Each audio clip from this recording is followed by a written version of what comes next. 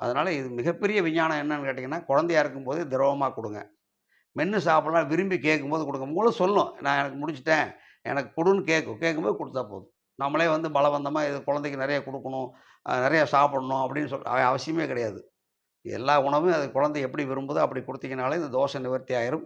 தோஷ நிவர்த்தி ஆகல அப்படின்னு யாரும் பயப்பட வேண்டிய அவசியமே கிடையாது.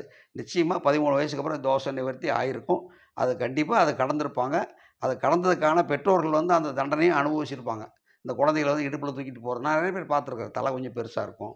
அப்புறம் கொஞ்சம் சரியான பேச்சுக்கள் இருக்காது. அந்த ஒரு நாக்குல வந்து ஒரு மாதிரி சலவா வந்துட்டுருக்கும். இதெல்லாம் வந்து அந்த தோஷம் வந்து அந்த முன்னோர்களுடைய தோஷம். நம்ம தோஷம்னு சொல்ல முடியாது. ஏன்னா, ஜென்ம தோஷம்ங்கிறது இதுவரைக்கும் யாரும் எப்போ வருதுன்னு கண்டுபிடிக்க முடியல. ஒண்ணு நம்ம தவறு செஞ்சிருந்தால் அதனுடைய தண்டனையும் வந்திருக்கலாம். நமக்கு முன்னோர்கள் செஞ்ச தண்டனையாவும் இருக்கலாம். 7 ஜென்மத்தில நடந்த தண்டனையாவும் இருக்கலாம். அதெல்லாம் நம்ம இது பண்ண முடியாது. நம்ம என்ன விதைச்சோமோ, அது நிச்சயமா அந்த அ ஒரு விதையானது முளைச்சிரும். முளைச்சோனே அது வளர்ந்தோனே அது போயிரும். அதனால அது பயப்பட வேண்டிய அவசியம் கிடையாது. இந்த மாரி குழந்தைகளை வந்து நாம தெய்வ குழந்தைகளா பார்க்கணுங்கிறதுனால தான் அந்த 7ஆம் தேதி பிறந்தவங்கள ஞான குழந்தைன்னு சொல்லுவாங்க. அறிவு மட்டும் அதிகமா இருக்கும். ரொம்ப அதிகமாயிட்டா தான் உங்களுக்கு இந்த பித்த நிலைன்னு வருவாங்க. ரொம்ப குறைவா இருந்ததுன்னா சக்தி நிலைன்னு சொல்லுவாங்க. குழந்தை நேரா நிக்காது, நடக்காது. ஒரு 4 வயசு வரைக்கும் நடை இல்லாம கால்களும் வளைஞ்ச மாரி இருக்கும்.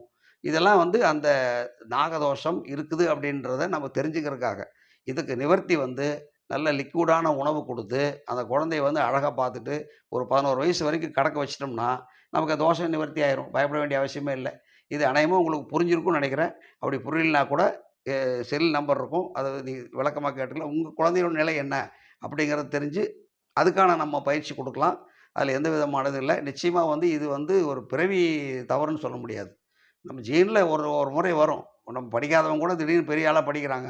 படிக்கும்போது சொல்லுவாங்க, "உங்க தாத்தா நல்லா பாடுனாரு, நல்லா படிச்சாருன்னு" சொல்லுவாங்க. இப்ப நம்ம படிக்கல, நம்ம குழந்தை தாத்தா மாரி படிக்குதுல்ல. அதே மாரி தான் ஜீன் இது. இதுவும் ஒரு அந்த மாரி தோஷத்துல வர்றது தான்.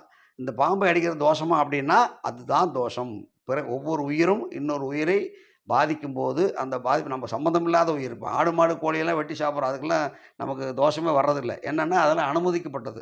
இந்த அனுமதிக்கப்படாத உயிர்களை நீங்கள் வதைக்கும்போது அந்த பயம், இல்ல அந்த சக்தி, இல்ல அதனுடைய அ நிலை வந்து நமக்கு உள்ள போயிரும். அது ஜீன்ல வரும். அதனால இது பயப்பட வேண்டிய அவசியம் இல்ல. நாகதோஷங்கிறது பெரிய பெரிய குற்றமெல்லாம் ஒண்ணும் கிடையாது. அனுபவித்து கழித்து விட்டால் மிக சிறப்பான உடலாக மாறும். மகிழ்ச்சியா வாழலாம். நன்றி, வணக்கம்.